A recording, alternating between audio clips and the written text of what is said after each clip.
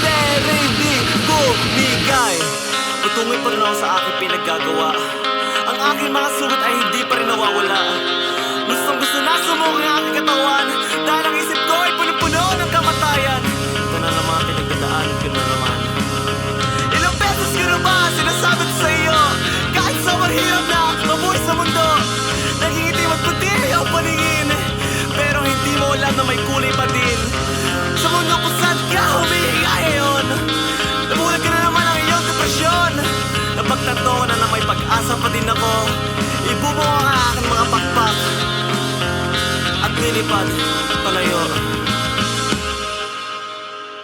sa aking kadiliman.